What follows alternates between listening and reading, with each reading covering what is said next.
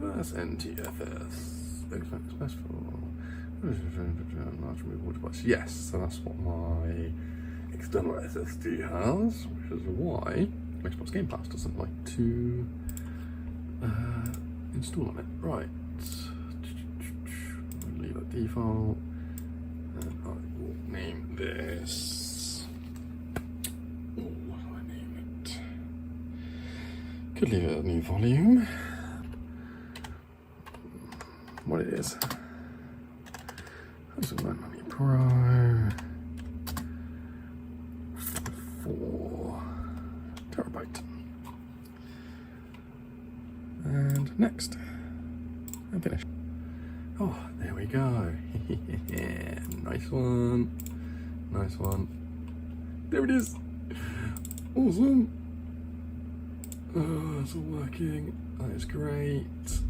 Went for a little bit of troubleshooting with you, which is awesome. And yeah, next I'll get installing some games on it. And yeah, let's play some. Right, I'll see you in the next